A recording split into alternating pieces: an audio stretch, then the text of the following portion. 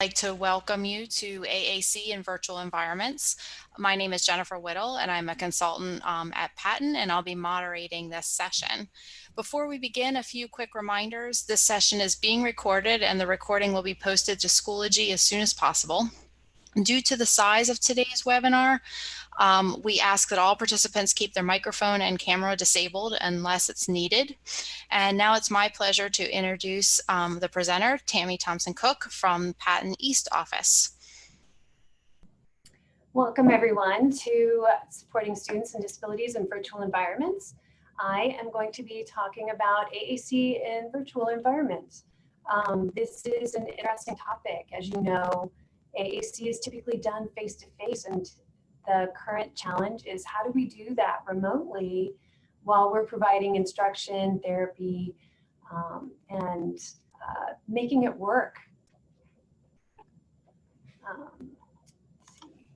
My name is Tammy Thompson-Cook. I have 20 years of experience working with individuals with augmentative communication, and I truly enjoy the creativity and the flexibility of challenges that allow me to figure out new and interesting ways to engage some of our learners who are communicating with a means that is other than verbal speech. I have worked in other settings outside of Patton, or rather prior to Patton. I worked in non-public schools and public schools. I also worked as itinerant speech pathologist traveling from school to school. I have worked in charter schools. I've had a range of experience where most of my caseload was all AAC, and I've also had caseloads where I only had a few. Over the last 20 years, it's definitely been a fun and challenging experience. So I am going to actually, let's see, where am I? I'm going to stop my video for the rest of the presentation so that, actually, hold on for a second. I am looking for my screen controls. So give me a technical assistance moment while I do that. All right. So what is AAC? Some of you, hopefully all of you on this call are at least briefly aware or vaguely aware that according to ASHA, an AAC system is an integrated group of components used to enhance communication. What that does is, oops, hold on. I do not have music on. That's really weird. Okay, just checking. I saw a lot of information about the music. Hopefully there's no music. Can somebody just in the chat box make sure that there's no music playing? It's just me. You're good, Tammy. Okay, perfect. All right, awesome. So back to what I was saying. When you're considering an AAC system, it really is a range of no tech to high tech, or should be. There are students who use high tech forms of communication that allow them to be able to be more independent, but that doesn't mean that they're not using other components such as symbols or other techniques or strategies. The design of the system incorporates the strengths, needs, and full communication abilities, and an individual may use multiple modalities or many systems of AAC in combination to allow for change based on the content, the audience, and communicative intent. For speech pathologists, this usually is, considered code switching, really.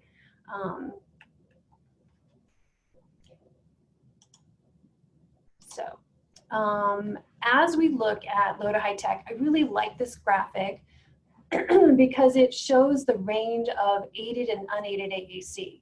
Starting from low tech, it could be communication boards. It might be single message communicators that, might be creatively used to augment what else is in the system. Unaided types would also be considered no tech or does not require anything beyond the user's body. Then aided forms of communication would be the low tech, the things that we make for our students or our AAC users, again, to either point to, or they might have some sort of electronic device that is built in that requires batteries or an electronic charge. These high-tech AAC, this high-tech AAC includes types of AAC that are maybe mobile technology that's universally designed or specifically designed for communication purposes. It might be an iPad, a tablet, a computer, etc. These are used in multiple ways. Just as a quick check, why do we communicate? Again, I really like the graphics, so bear with me. The link is provided down below. This is something that you can find on Boardmaker Online. It is a free activity download. But what I like about it is, as we're looking at the different forms of communication, people might be making requests, rejecting, refusing. They might be sharing their thoughts and ideas. There's also expressing emotions and physical states. They might be directing somebody else's behavior because they either need help or want somebody to do something for them. They could be commenting. There's a variety of things that we do, and we communicate for a variety of reasons. However, our main reason for communication change over time, just slightly. We use communication to share ideas and information, make comments, ask questions, express wants and needs, and develop social relationships. Communication is much more than just wants and needs. And I think sometimes we have to think about, how are we getting beyond I want?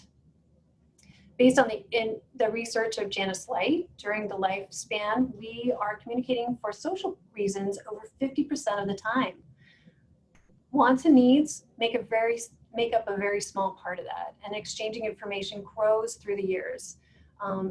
As you think about, some of you who are parents or who have studied language development, think about our earliest communications start with wants and needs and identifying and commenting. But then as we grow older and our communication becomes more complex, we're sharing stories about each other and about our weekends. It's a great way for us to make connections with each other.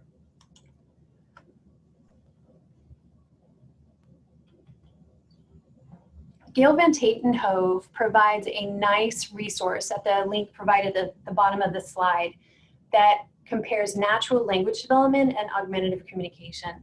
What I really like about this is I only gave the single word utterance comparison for examples, but when we're thinking about making associations, it could be something that's big, hot, pretty, it's up. We might be greeting in a way that it's hello, and you might be combining a name. It could be goodbye, it could be see you later, alligator. Depending on their system, it could be a single hit, or it could be multiple words on a high-tech device. We could be commenting on things like dirty, big, little, colors. Again, we're directing behaviors. We could be protesting. There are times when somebody will ask, do you want? And you might say, no, I don't want to. So these are all different forms of communications and greeting. When we're directing the behavior of others, we might also use words like go, help, or stop. And naming objects may serve multiple purposes for labeling an item, but it could be also used to make a request or to make a comment. Again, thinking about that early language development, and when you are considering that some of our AAC users are limited to a certain vocabulary set, and it may depend on what they're growing into. If they have a robust vocabulary, sometimes they might have a system that with 500 to 3,000 words, but it depends on the combination of what's in there and how we're developing that language growth in our AAC users. Another example that I feel like gets a little bit overused and sometimes gets a bad rap is more and again are frequently overused to request recurrence and really turns into more of a cause and effect activity. So what I caution you is if you're considering those, you may want to consider using the item's name until the student is beyond the simple cause and effect level. Or combine it with the name so that you understand as the communication partner that if they say more water, then you know that they've already had water and then they want more of it. And it's not just a comment that, yep, there's the water on my desk, or yep, there's the water. But more is so open-ended that you really don't know if it's more of a cause and effect or if they are linguistically understanding what that represents. So I feel like working virtually offers a fantastic opportunity to engage, empower, and partner with families and caregivers. Now, you know, working remotely has had a ton of challenges, and I recognize this. But what I'm looking for is how are we going to take advantage of this remote learning situation to further refine and add to and create a more robust way of teaching our students language using augmentative and alternative communication strategies and tools and materials and devices. You know, what are we using in that AAC system and how do we get our families to use them all day long, every day, and support them as their AAC user is developing their language. Some of the things that I was considering is, scheduling. There are some families that are, really struggling because they're either working parents, they have multiple children at home who are attending school, their students' needs are, pretty significant. When are we going to do this and how long? How are you going to work that out with the families? What is important to the families? How are the IEP goals related to what's important? And, you may want to, as a team, talk about what's important and what needs to reflect the current environment or be adapted to reflect the current and potential environments. What's manageable? That's something else. I got to tell you, as a parent of two teens who do not use augmentative communication, but I recently adopted a puppy, there are things that are challenging throughout my day. And when I have deadlines for work, sometimes I don't appreciate the extra time needed to be the parent or to take the dog outside or, and so what I challenge everybody to consider is what is it that we're asking our families to do, what's manageable, how can they integrate it into what they're already doing, but also have it be practicing the skills that we're working on that are IEP goals and going to help ensure that our students are growing linguistically and making progress on their goals. How much practice can we include in those existing routines? What options can be made available? And have you considered how each family is able to coordinate with other families?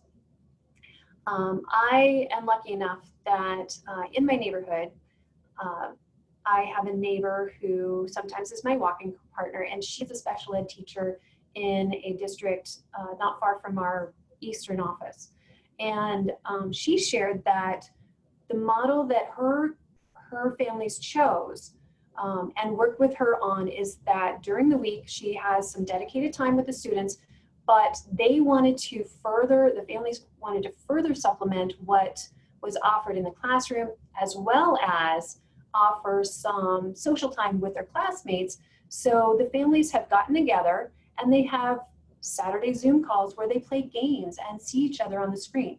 While it's not the same, they're still practicing skills that are related to classroom work, to things that each of them are maybe working on together, and they're getting the benefit of socializing in an environment where we have to be social distancing and need to see our friends across the screen rather than face to face.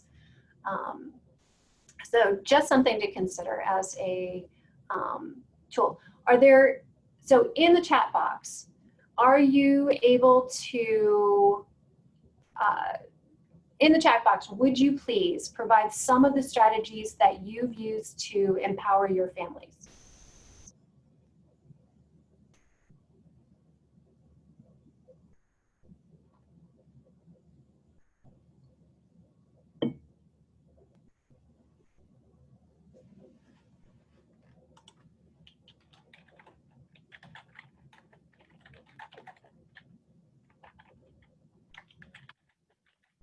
I'm typing now.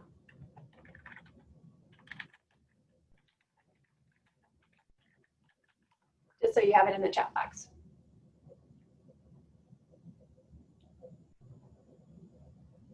All right, so we try to use open communication and positivity. Thanks, Ms. Spiegel. Use Zoom to walk them through online learning. Thanks, Chantel. Participate in Zoom therapy session. Yes, absolutely. Provide readily available resources. A lot of you seem to be using Zoom. There are other platforms that I know other districts are using, and sometimes you're stuck using what's available. Microsoft Teams and Google Meets offer some of the same things, but it will depend on the platform that your local education agency, school district, IU are using specifically. Allison says she asked them to use the AAC device with the child during specific tasks on their day. Amanda says she focused on what we can do versus what we can't. Awesome. I'm always a can-do person. Screencasting of modeling, that's perfect. Thank you, Molly. Excellent. I love all of these great ideas because really what I want to do throughout the session is I threw up some examples, but throughout our session, I will be asking you to also contribute because I know that on the other side of my screen are a lot of really creative and amazing individuals. So we're going to tap into each other's knowledge throughout this presentation. So some of the things that I had come up with are keeping things simple allows you and the family or the caregivers to focus more on the language aspects. When the activity or expectations are too complex, what I often see is that the language gets minimized or reduced to answering questions that feel a lot like testing. And I mean, if you went into an environment and somebody, to get a little jargony, went all Oprah on you and started interviewing you with, what do you like? What do you need? What do you, what do you? And you're forced to only answer questions that maybe you can answer one word at a time. It's exhausting. But if we allow more time as our friend, we're allowed to focus more on the linguistic aspects. How are we getting them to take the time they need to find the words in their system, to process what they've heard, to compose a message? How are we going to increase the language aspects and decrease some of the other harder, complexities? So most of what we can do, so most of what we do can and does involve choices. From the clothes we wear, to the foods we eat, to the things we do, even choosing not to do something is a choice. So that's why I kind of started with choices. When we are selecting choices, some of the examples that I gave are, you can do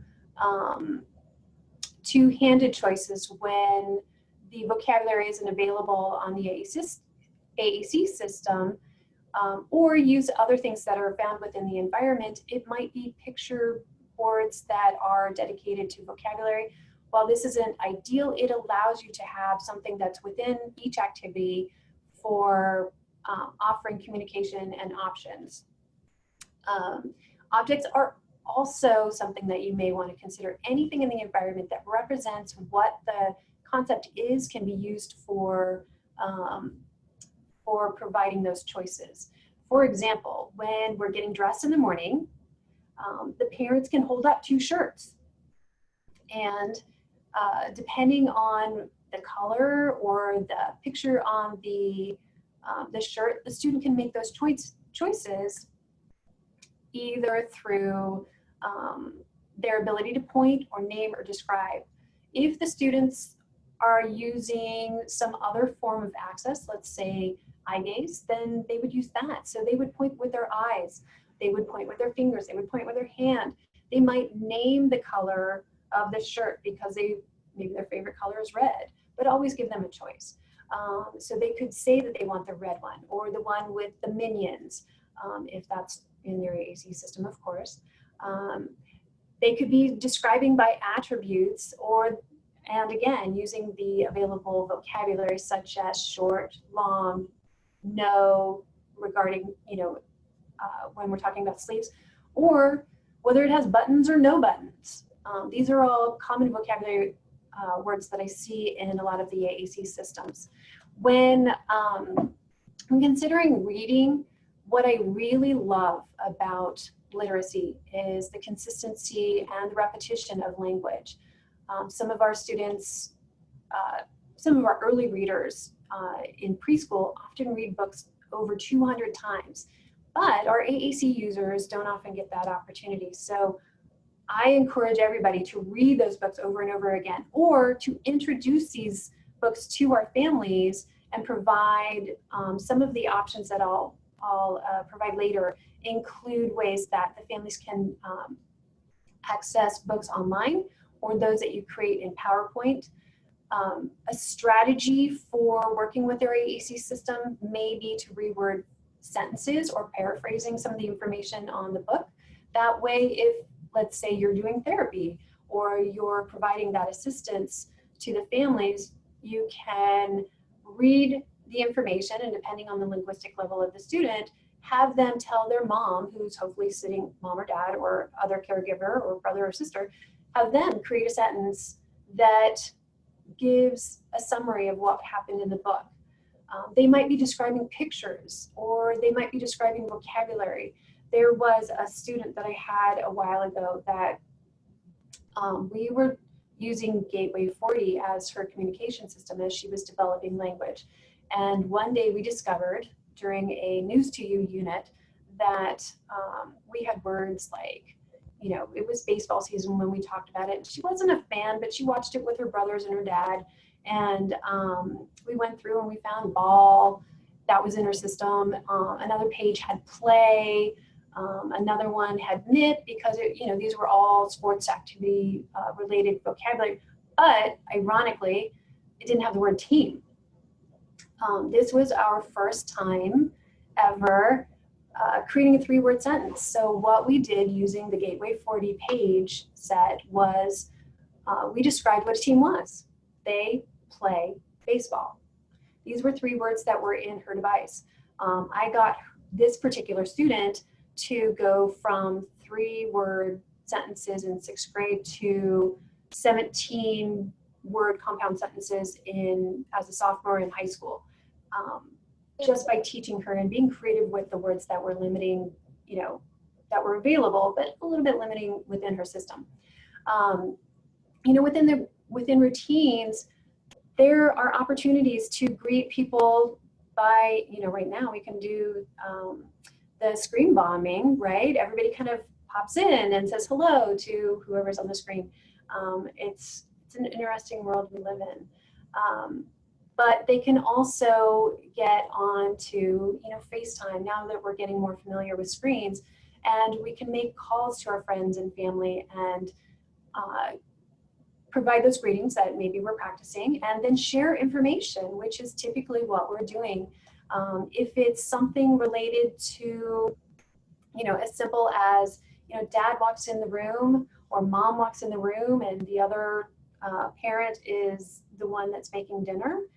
We can even do a greeting where it includes, hi, guess what we're having for dinner? And then list some of the food selections that are available for dinner, and then, have a dialogue around that.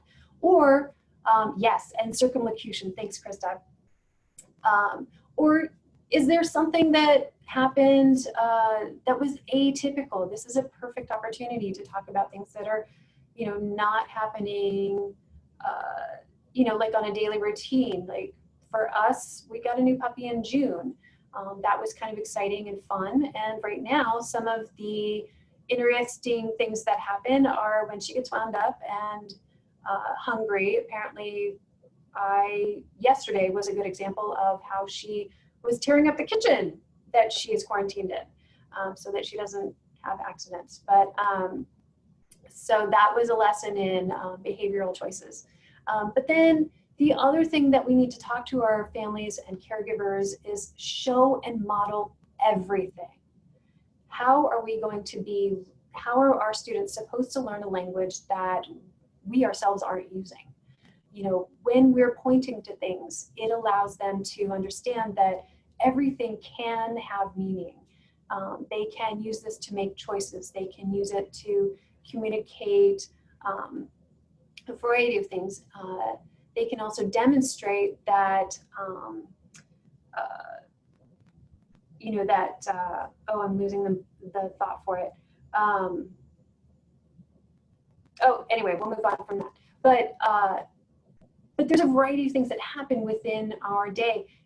If there is a communication system available, then we're showing them the words that match what's coming out of our mouth. And this is a perfect opportunity for them to start that emergent literacy of matching reference, whether they're symbols or words printed in text, to what's coming out of our mouth. It helps them understand, and it helps them to see that this is what I'm supposed to be doing. When my kids were little in preschool, I would always list off the 4 rules for doing anything. But the most important thing, number 5 was always the most important thing, is to have fun. And sometimes it's the most important thing, because if it's not fun, it's boring, and you're not going to have any motivation. All right, so some of the tools that I am going to be offering include communication partner training and some other resources. I found a few that I really like. Model as a Master Pal was created by Tabby Jones Wolliger. I pray that I said her name correctly, but she has a training module that is designed to support and train communication partners of AAC users. It is very detailed and comprehensive. It is a fabulous tool. Stay tuned. I am really hoping to have her join us at a patent training in the future. The bit.ly there is the Google folder that contains all of the elements and resources for the training module. So definitely check that out. Put Me in Coaching AAC in a Natural Environment is actually an article listed on Practical AAC by Dr. Jill Senner and Matt Bod. What I like about it is there's a ton of resources on tips and resources for how coaching and communication partners, including for those of you who are Gym Night fans, there's a link to Gym Night stuff. I also included, just for the sake of giving the families a little bit more buy-in, there's animated videos that explain the importance of modeling, such as aided language stimulation that was created by Chris Bouguet. I really like it. It's simple, short. Another short one is Modeling AAC. This is actually, I believe, Worcestershire, and I'm butchering it, speech and language therapy. I think they're UK based, but they have a lot of really great points in it. So definitely check out those 2 videos. All right, now it's your turn again. In the chat box, what are some other communication partner training resources that you have seen and can either quickly copy and paste the link, or at least just name it if that's too much? So again, add to the chat box, communication partner training resources.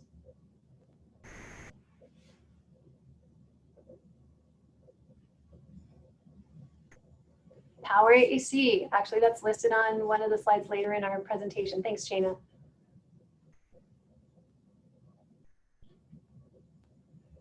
For those of you who don't know, if you go to the Patent website, to the assistive technology pages, there is a pull down for assistive technology for communication.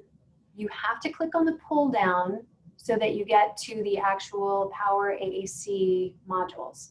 Rachel Madel is a fantastic resource. She has a YouTube channel. Thank you, Valerie, for adding that to the chat window.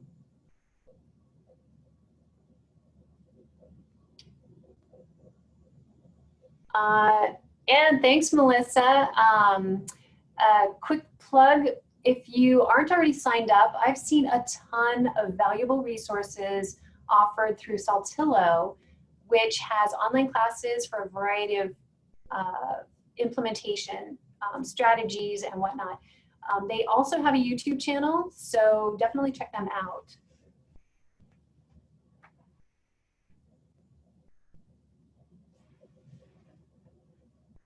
And PRC does too. All right, I'm gonna move on to the next slide. So some tech tips. Dr. Jill Senner and Matthew Bod also have a 7-minute video that shared tech tips and have a video, which is fantastic. I just do a quick YouTube search on that. But some of the things that you want to consider are screen sharing, yours and your students. When you have those open windows, some of you are already aware of this, you can share the docs, the web pages, the videos. This is a fantastic tool for getting the buy-in and the interest of your student. But then if you want to see what they're doing, you can ask them to share their screen, and then they can, if they're on maybe their iOS device and have Zoom plugged in, or Zoom open, then they can show you their system within that. Also, you might do screen mirroring. That's actually part of the sharing feature that's built into Zoom. Some of the other platforms offer that as well. And then Whiteboard is another common feature that you can go into. You can maybe list some of the activities that you are doing for the day, type things out, add some words, and make sure that you have that annotation feature. And one of the things I like about the annotation feature in Zoom is you can also have it indicate which person is annotating or typing or stamping on the screen. I feel like it's helpful if you end up being in one of those group environments. The document camera it's helpful, but if you have a cell phone, you can use that too. There's a couple of different ways that you can do this. You can use the screen mirroring on your iPhone or iPad, like I mentioned. That's built into Zoom right away. But then there's also, you can log in as another participant and use your cell phone and then just share your video that way. So those are two different ways that you might use your phone. It just seems a lot easier and cheaper than buying a $100 webcam, but the choice is yours. Then of course there's also remote control. This is fantastic for those of you who are supporting your AAC users and they have Zoom, of course, on maybe their iOS device, and they need some technical support. This is, the example that I provided is not from Zoom, but it's a tech guy who even goes through and has someone else interact with him. So I really like that particular video. Are there any other tech tips that you guys want to share? I have Rachel Madel's AAC through teletherapy was really helpful. That is something that was a pre-session, correct me if I'm wrong, option for the AAC in the Cloud conference that's offered by Cough Drop. That was something that we saw, I believe, back in March. It's a fantastic session. Rachel has a lot of really great ideas because she does a lot of teletherapy in addition to in-person definitely check that out. The video link, Allison was asking, the video link for remote control for student devices. I don't have one specific to the devices, but it's the Zoom example that's provided down below. This is how you would do remote control for accessing their device. And then once you get permission for from them to take over their device, you can go into their system and start editing or adapting. If you want to keep it simple, just have them share their screen and walk them through it. But remote control would be another strategy for providing remote assistance for those of you who are that tech savvy. All right. So I'm sorry, you wanted let me see if I can, I don't think I can, oops. I can't type it in the chat box, but this will be available after the session. I'll just upload it later. So visual tools, again, looking at the big picture, you can use a doc cam or your cell phone. This is a feature where we can, look at books that you're reading together. That way they can see you and the book, or you and the communication book, or the communication visual support. This might be how you are showing your low tech or visual schedules, your communication boards. Just as a quick activity, you might consider doing a 2-screened cooking or craft activity. Of course, I'm a speech pathologist, so go figure. Of course, I'm going to resort to how are we going to cook or do a craft together. If you're able to use existing materials within the home, or any sort of activity where you can get the same ingredients as what's offered at home, that would be a really fun experience. And then you can, help guide the family through the vocabulary needed for completing the activity. The whiteboard feature, again, as I mentioned before, you can list activities and cross them out. You can annotate. Another creative idea that I've seen, including from our very own Lauren Enders, is to use your background as a communication display, and you load up your background and you can point to it if you are able to do that. I'm a little bit spatially challenged, so it takes a special person. But then also you can have them work on their narrative language, where you include maybe those funny scenes as your Zoom background or whatever. There's one that I use that has minions popping out of a manhole cover, which is hilarious. And it's, it ties into some of the really funny things. Why is that not normal? What is funny about it?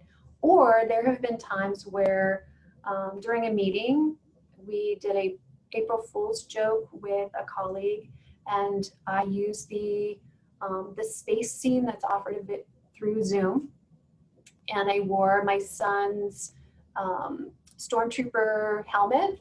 And again, that's something that's not normal, that we can talk about, that provides something that's different and interesting more than the regular boring environment or the boring backgrounds.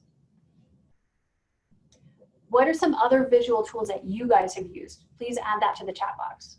So in the chat box, add what are some other visual tools or ideas that you have?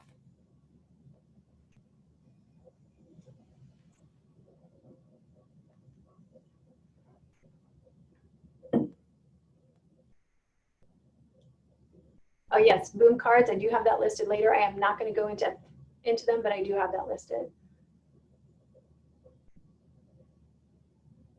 Add puzzle, yep. Green screen to make a background, thanks Candace. That makes things a lot better.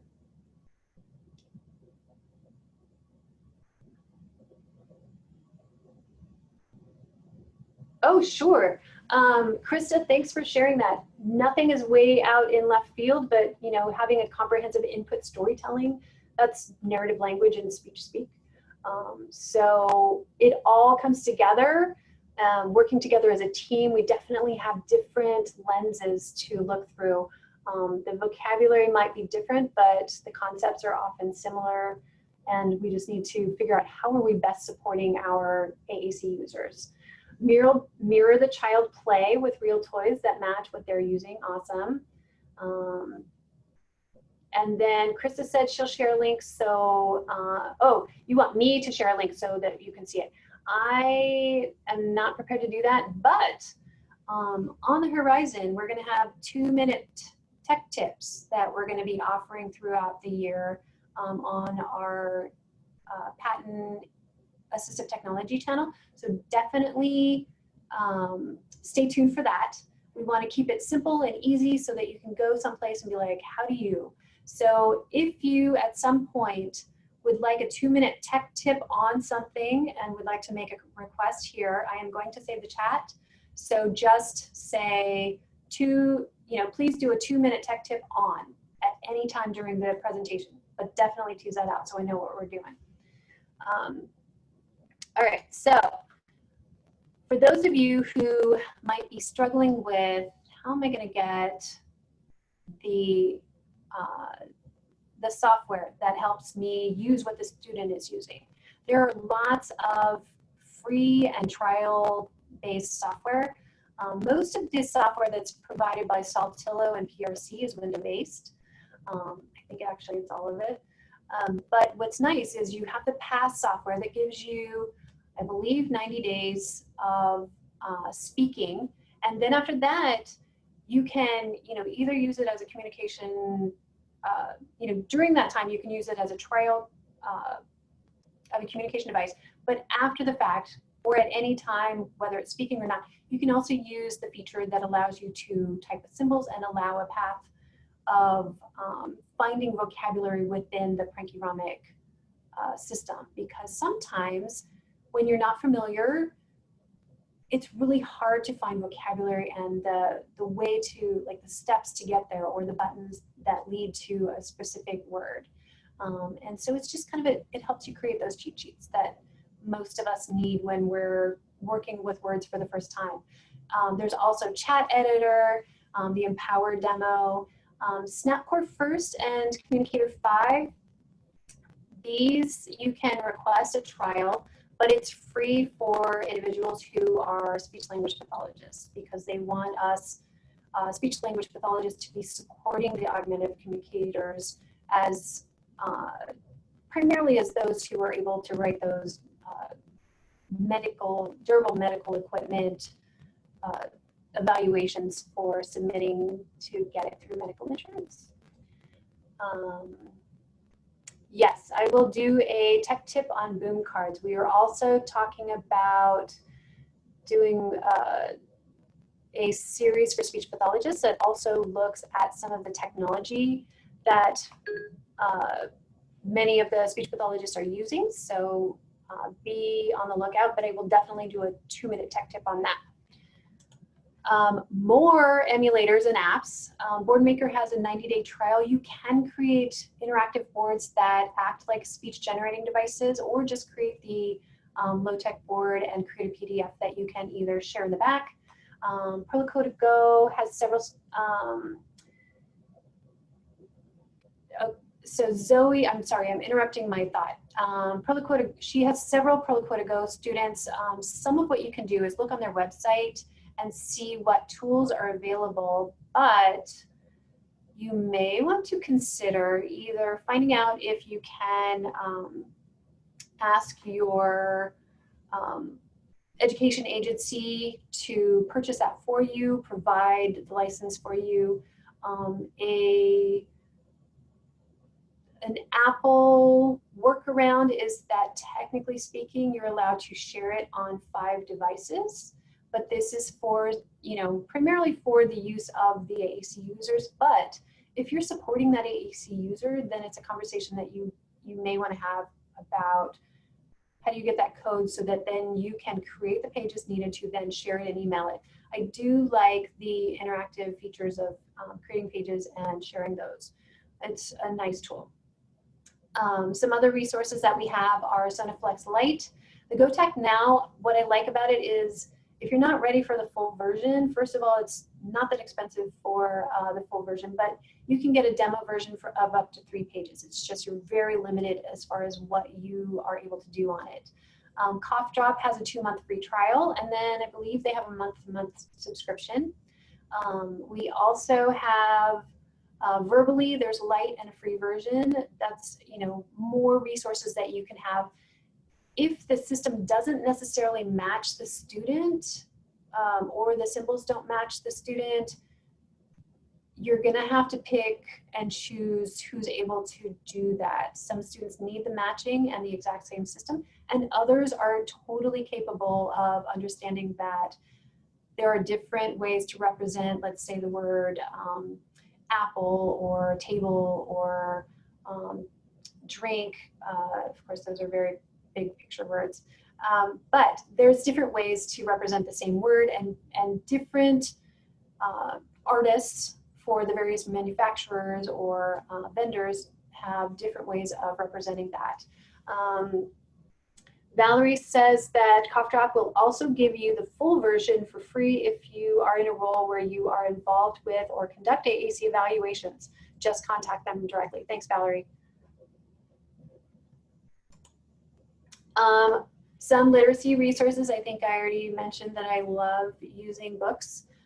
Here are some really great examples of free things that you can tap into. Tar Heel Reader is designed to work with students who are reading or using their communication system to maybe read aloud or even compose their own books. It helps them to see those words in print in, you know, hopefully a repetitive fashion if they're reading it over and over again. It's online, totally free. Stories online are read by actors. This is really fun to be able to see a familiar face that you normally see on TV reading a story. Tumble Books is one of my favorites. Right now through the end of August, there are free trials, but then the link that I provided is the TE school district, or the TE library system actually is offering Tumble Books for free. What I usually do is there's 2 different versions of how you read the book. One is automatic, the other one is you read it page by page. I will do a little bit of switch trickery where I will hover the mouse over the play button, and then if a student has a switch interface and a switch, they can activate the switch and it'll play the next page. Some of them are hilarious. My favorite is 30 degrees below zero, and it's about a boy whose dad sleepwalks, and so he finds him all over the house, including outside where it's, you know, 30 degrees below zero. Really funny. It has a lot of really great sounds that are funny to some of our younger readers. If you don't have, for those of you who don't have a switch interface story or a switch interface, if you go to Linda Burkhart's website, and I'll have to add that later because I didn't put it in the presentation, Linda Burkhart has instructions on how to create a mouse house. And it's using simple things that you can get from the Dollar Tree or your craft store, where you cut out a sponge to hold the mouse in place.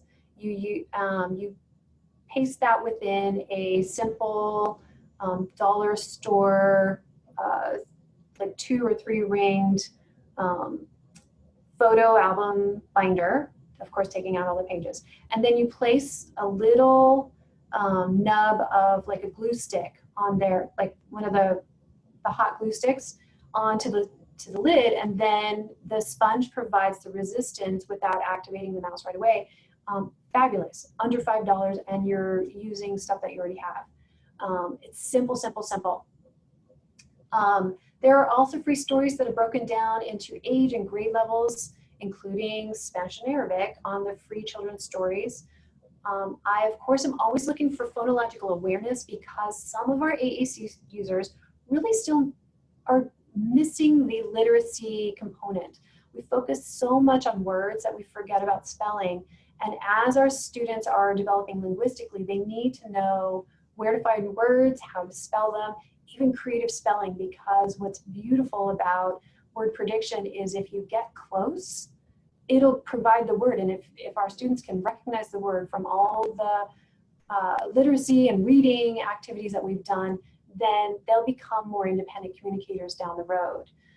Here's alphabet books, just to again provide that for some of our younger guys, or the ones that maybe need a little more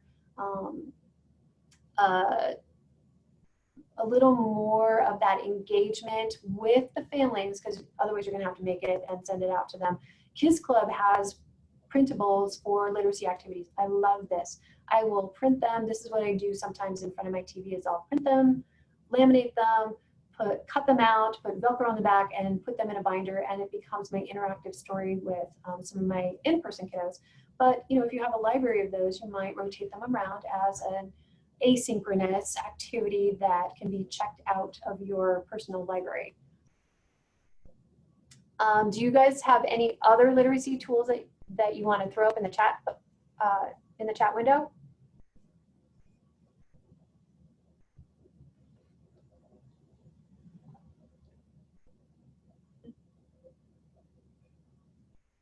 Oh, we're getting short on time. All right. Feel free at any time. I still have a few more slides to get through. Some other free activity resources you might consider on our Patent website. We developed free resources for complex learners categories that offers activities that are categorized lists of resources. Most of these activities were designed with the idea that we wanted resources that families could then do asynchronously at any time to practice skills. Feel free to check those out and recommend them to your families. Activities to Go definitely go to Boardmaker to download the free activities. There's like several of them. They're fantastic. Again, we've got the AAC Language Lab that has a lot of free resources, including training, printables, free books. There are some things that are subscription-based, but there's plenty of free resources also available. And Tar Heel Reader, I cannot say enough about the collection of free and easy to read and accessible books on a wide range of topics. Now, here, most of you had mentioned Boom Cards and Edpuzzle. These are fantastic because they're not only engaging, but they also provide the data that we need for reporting, for progress monitoring, and just getting a sense of, how are our students doing? Of course, you're going to want to consider, if you are the provider, the teacher, the therapist, whoever's providing support to the family, you may want to introduce these during your first session. Let the families practice them all week long after you've assigned them within, teacher or your learning management system, like through Edpuzzle. And then after at the next session or the next week, then determine if they've mastered the concepts within that activity. It's fantastic for providing that data that we need. Pear Deck also has a variety of resources that are available, and it has a specific Google Slides plugin, which is amazing. I love it. Kahoot. I recently, over the last, during the pandemic, learned that there is a way to do student-paced lessons, not just the really fast-paced competition level of answering questions. So be on the lookout for the support videos for that. Some other fun activities that you can do either in an app or within an app, or you can do it yourself, whatnot, or on the other side of the screen. Again, you're going to be looking for how are we going to be doing things across the screen, engaging families, doing something fun, because again, the most important thing is to have fun. We work on colors, numbers, your turn, my turn, win, darn, good game. Hopefully they are a good sport. Barrier games, now we've turned it into a virtual experience. Wordless animated shorts. Some of you had mentioned Rachel Madel. She has her own playlist of some of the fantastic animated shorts that have no words, and you can use those to describe and work on sentences and narrative language or sequencing. There are switch practice and cause and effect activities that are fun. I usually don't do them within an activity unless I'm providing a reward after being so awesome. Because I want my students to work really hard.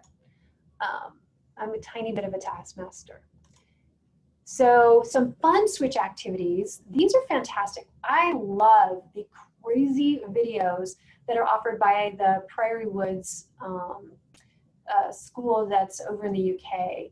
They have some that are straight up videos, others are activities. There's also Special Bytes early switch games, Shiny Learning free switch access and touch games. And then Bitsboard app, this was one of my favorites when I was a speech therapist because they have an app that I, again, would introduce to my students. They would practice it all week long. I would take the data after a week, see where they were, and I had my data and was able to email that off to myself so that I had what I needed for progress monitoring. Again, show me the data, right? More about AAC. Here are some videos that I had collected before. The AAC Talks 2019 are on a YouTube playlist. That's the link. Again, I will be providing the handout at the end of the session, sending that off. I was frantically trying to get all these links for you guys. The Power AAC training modules we talked about earlier, that's the direct link to get to them. There's also on the Angelman website a communication series that has a lot of some big name people, including Caroline Musselwhite, who spoke at last year's Helix conference. The AAC in the Cloud conference is fantastic, and everything from the past sessions is available, and there's people from around the world giving really good tech tips and resources and ideas for how to make things work. And then Project Core has a lot of informational videos if you want to learn more. And with that, our speech team includes, let's see, before I jump in, this is our speech team. Elizabeth Christopher is our statewide lead. Jennifer Geibel is our speech in the West, and I am our speech in the East. We're available to talk about speech language topics, including AAC. That is my little gadget girl superpower. So feel free to shoot me an email. My name is the one at the bottom on the list. I'm Tammy Thompson-Cook. And then if you have any questions or other resources that you want to share, please shoot them in the chat box right now.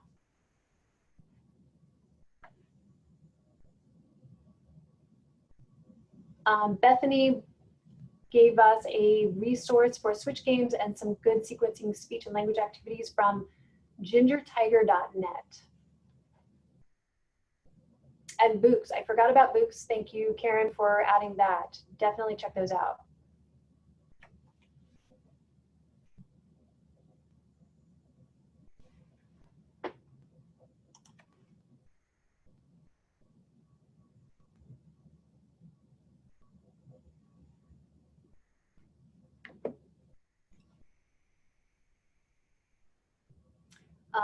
If you don't have any questions now, feel free to email me at any time. My email address, I kept it simple, is just tcook with an E @patent.net. So good luck on your next sessions. Enjoy, learn a lot. Thank you, Tam.